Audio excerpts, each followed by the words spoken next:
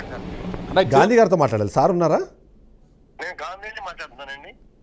Sir good afternoon sir, నేను చిదంబరం మాట్లాడుతున్నాను BRK news నుంచి. ఒక లైవ్లో భాగంగా మీకు ఫోన్ చేశాను సార్. నేను మన ఈ ఐటీ కారిడార్ హాస్టల్స్ ఉన్నాయి కదా సార్, దాని ఇష్యూలో ఒక చిన్న అలిగేషన్ వచ్చింది. అది అక్కడ ఎవరైతే బిల్డింగ్ ఓనర్స్ ఎవరైతే ఉన్నారో వాళ్ళ ఓనర్స్ దగ్గర నుంచి అమర్నాథ్ రెడ్డి అనే ఒక వ్యక్తి అద్దెకు తీసుకొని వాళ్ళకి అద్దె చెల్లించకుండా అద్దె అడగడానికి ఎవరైనా వెళ్తే వాళ్ళ మీద దాడులు చేస్తున్నాడు అన్నది అభియోగము. అయితే అందులో ఆయన మీ పేరు తీసుకుంటున్నారు, ప్రతిసారి వెళ్ళినప్పుడల్లా నా వెనకాల గాంధీ ఉన్నారు, నన్నేం ఎవరేం చేయలేరు అన్నట్టుగా మాట్లాడుతున్నారు అన్నది ఒక ఆరోపణ. దాని మీద మీ ఎక్స్ప్లెనేషన్ అడగదామని కాల్ చేశాను సార్. బిల్డింగ్ ఓనర్ సపోర్ట్ చేస్తామా, రెంట్ కొన్నాళ్ళకి సపోర్ట్ చేస్తావా? అదే సార్, అదే ఇప్పుడు ప్రశ్న కూడా అదే సార్. ఇప్పుడు ఎందుకంటే అక్కడ సమస్య కూడా సార్, సమస్య తప్పు ఎవరిది అనే కాన్సన్ట్రేషన్ చెప్తాను తప్పించి ఇప్పుడు నా కాన్స్టిట్యూన్సీ ప్రజలంతా నా వెనకాల పార్టీలకు అతీతంగా కూడా నా వెనకాల గాంధీ ఉన్నా అని చెప్తారు. అవును సార్. నేను ఎప్పుడు కూడా అడ్డగోలు వ్యవహారాలు చేసే వాళ్ళకి ఎవరికి కూడా సపోర్ట్ చేయలే సార్, చేయను కూడా. ఓకే. ఆ సమస్య ఏమైంది, అక్కడ మిస్అండర్స్టాండింగ్ వచ్చింది. ఖాళీ చేయాలనే కోర్టు నోటీసు లాయర్ గారు, నేను లాయర్ నని చెప్పకుండా సార్ రావటం, అక్కడ వివాదానికి రకరకాలుగా కోణాలు తిరగటం, ఆ వీడియోలన్నీ కూడా సిపి గారు డీటెయిల్డ్ గా పరిశీలిస్తున్నారు, కేసులు పెట్టారు సార్. దాని మీద కఠినమైన నిర్ణయాలు డిపార్ట్మెంట్ పరంగా తీసుకుంటుంది. అయితే సార్ ఇక్కడ అమర్నాథ్ రెడ్డే కాకుండా ఇలాంటి వాళ్ళు చాలా మంది ఉన్నారు. ఇప్పుడు నేను లైవ్ లో కూడా వాళ్ళు మాట్లాడారు కొద్దిమంది, వాళ్ళు చెప్పిన ప్రకారం ఏంటంటే ఎక్కడ కూడా లేదు. ఓకే, రెండే సంఘటనలు జరిగినాయి. నేను వచ్చిన 12 ఏళ్ళు ఇప్పటి వరకు ఎమ్మెల్యేగా పూర్తి చేసుకున్న సందర్భంగా 12 ఏళ్ళ రెండే సంఘటనలు జరిగినాయి. ఓకే, రెండు దాడులు జరిగినాయి. ఓకే, ఒకళ్ళు హాస్టల్ వాళ్ళ మీద జరిగినాయి, ఒకటి హాస్టల్ వాళ్ళు చేశారు. ఓకే. కానీ అక్కడ అంటే ఇల్లీగల్ హాస్టల్స్ చాలా ఉన్నాయి. ఎవరైనా మాట్లాడడానికి వస్తే నేను మాట్లాడడానికి సిద్ధంగా ఉన్నా. కాదు సార్, అంటే ఇప్పుడు అక్కడ చాలా ఇల్లీగల్ హాస్టల్స్ ఉన్నాయి. ఆ ఇల్లీగల్ హాస్టల్ సంబంధించిన అంటే అక్కడ వాటిని రెగ్యులరైజ్ చేయడానికి కూడా అక్కడ అవకాశం లేకుండా అక్కడ ఉన్న పరిస్థితులు ఉన్నాయి అన్నది ఒక ఆరోపణ. అలాంటి సిచ్యువేషన్ ఉందా సార్ అక్కడ? ఇల్లీగల్ బిల్డింగ్లే ఇల్లీగల్ హాస్టల్ అనే మాట ఎక్కడి నుంచి వస్తుంది? రెగ్యులరైజ్ చేయడానికి సెట్ బ్యాక్ లేకుండా రెగ్యులరైజ్ చేయడానికి ఏ జీవో అన్న వర్తిస్తుందా? ఎస్. ఎన్ని కోర్టు ఆర్డర్లు ఇచ్చినా, ఎన్ని చట్టాలు మార్చినా sir zero set back building regularise చేయడానికి అవకాశం ప్రభుత్వానికి లేదు. అవును. టౌన్ ప్లానింగ్ అధికారుల అశ్రద్ధ మూలంగా జీరో సెట్ బ్యాక్ తో బిల్డింగ్ ఇవాళకి నడుస్తుంది. నేనే శాసనసభ్యుడిగా ప్రజలకు సపోర్ట్ చేయాలి. అవును సార్. నేను రేపు అంబులెన్స్ రాకుండా ప్రాణ ప్రమాదాలు వస్తాయి, ఫైర్ ఇంజిన్ వచ్చినా కూడా ప్రమాదాల్లో ఇబ్బంది పడతారు. మీ రోడ్ ఆక్యుపేషన్లు, ఇల్లీగల్ ఫ్లోర్లని కంట్రోల్ చేయండి అని కూడా నేను చెప్పడం కూడా జరిగింది. Yes sir. ఇక్కడ దాని మీద నా నిర్ణయాలు ఎప్పుడు కూడా నిష్పక్షపాతంగా ఉంటాయి. సార్ ఆ నమ్మకంతో నేను మీకు ఫోన్ చేశాను. సార్ ఆ నమ్మకంతో నేను ఫోన్ చేశాను. అది ఇక్కడ లోకల్ నాన్ లోకల్ ఇష్యూ ఒకటి తీసుకొస్తున్నారు. ఎందుకంటే అక్కడ ఉన్న హాస్టల్ ఓనర్స్ ఏమో నాన్ లోకల్స్, అక్కడ బిల్డింగ్ ఓనర్స్ ఏమో లోకల్స్. అంటే లోకల్స్ అంటే తెలంగాణకు సంబంధించిన వాళ్ళు కాబట్టి వీళ్ళు ఎక్కడ ఉంటారు? లోకల్ నాన్ లోకల్ అనే మాటే బూతు. ఓకే. తెలంగాణపల్లి కాన్స్టిట్యూన్సీలో 29 రాష్ట్రాల ప్రజానికి ఉన్నారు. ఎస్. ఒక రాష్ట్రం లోకల్, 28 రాష్ట్రాల్లో నాన్ లోకలా? 50 ఏళ్ళు 100 ఏళ్ళు అయినాళ్ళు ఉన్నారు.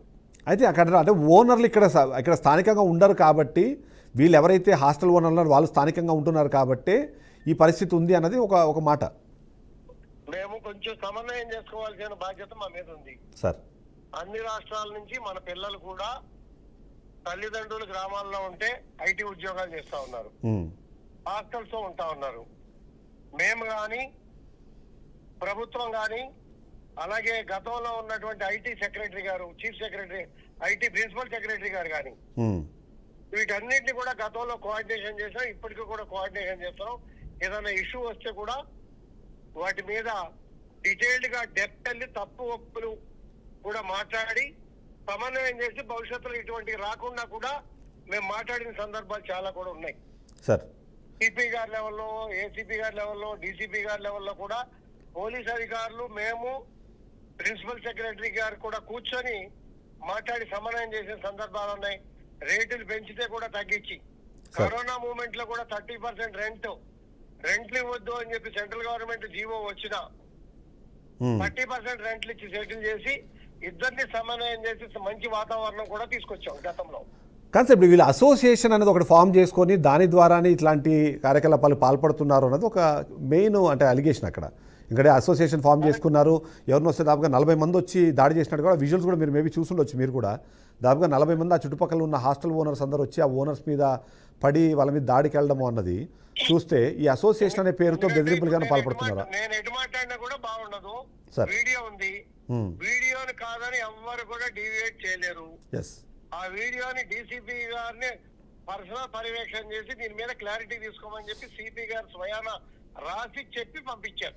ఓకే. అయితే బిల్డింగ్ ఓనర్స్ మిమ్మల్ని వచ్చి కలుస్తాము అని ఒక మాట అన్నారు. సో వాళ్ళకి మీరు నేను ఎప్పుడు కూడా ఆ బిల్డింగ్ ఓనర్ గారు, ఇంకా గట్టిగా చెప్పాలంటే బిల్డింగ్ ఓనర్ గారు మా బంధువు. ఓకే విన్నారా సార్? అయినప్పటికీ కూడా సమస్య దృష్టిలో చూస్తాం తప్పించి రిలేషన్ పరంగానో లేదా ఇంకో పరంగానో చూడం కదా. అవును సార్. ఎస్ ఎస్, అది ఖచ్చితంగా ఎప్పుడైనా కలవచ్చు. నేను వీలైనంత వరకు కూడా సమస్యని దృష్టిలో పెట్టుకొని న్యాయం చేసే కార్యక్రమం ఖచ్చితంగా చేస్తాను. సార్ ఒక ఫైనల్ క్వశ్చన్ సార్, ఇప్పుడు ఈ అమర్నాథ్ రెడ్డి అనే వ్యక్తి తప్పించుకు తిరుగుతున్నారు అన్నది ఆరోపణ, దానికి పోలీసులు సహకరిస్తున్నారేమో అని అనుమానం కొద్దిమందికి అనిపిస్తుంది. సో దాని మీద పోలీసులతో ఏమైనా మీరు మాట్లాడతారా, అతను అరెస్ట్ చేసేందుకు అవసరమైన చర్యలు తీసుకోమని? ఖచ్చితంగా నేను డిపార్ట్మెంట్ తో మాట్లాడతా. మాట్లాడి అక్కడ ఆల్రెడీ ఎంక్వైరీ నడుస్తుంది కాబట్టి మేము ఇంటర్ఫేర్ కాదలుచుకోలేదు. ఇంటర్ఫేర్ అయితే ఇప్పుడే అన్నారు కదా మీరు హాస్టల్ సపోర్ట్ అని. ఇంకా మీకు ఇంకా మంచి విషయం కూడా చెప్పా, బిల్డింగ్ ఓనర్ గారు మా ఏదో రకంగా మాకు బంధువు అని. ఇంకంతకన్నా నేనేం చెప్పాను. Right sir, thank you very much sir. నిజంగా ఎందుకంటే మీ ప్రాంతంలో మీరు అన్నట్టు లోకల్ నాన్ లోకల్ అనే ఇష్యూ ఉండకూడదు, ఆ కారణంతో మీకు ఓట్లేసి ప్రతిసారి గెలిపిస్తున్నారు కాబట్టి దాన్ని కంటిన్యూ చేయాలని చెప్పి మేము కూడా కోరుకుంటాము. 100%. Thank you very much sir. 70 ఫ్లోర్లు బిల్డింగ్ కడతా ఉంటే సార్ ఇంచుమించుగా 70% నాన్ లోకల్స్. ఐటీ ఉద్యోగ అవకాశాలు ఇక్కడ ఉన్నాయి, వ్యాపారానికి చక్కటి వాతావరణం ఉంది కాబట్టి వస్తూ ఉంటారు. మనం అమెరికా ఎలా వెళ్ళామో, అవును సార్, జపాన్ జర్మనీలో ఎలా వెళ్తున్నామో, యూకేలో ఎలా వెళ్తున్నామో, వాళ్ళు మన దగ్గర అవకాశాలు ఉన్నాయి కాబట్టి వస్తున్నారు.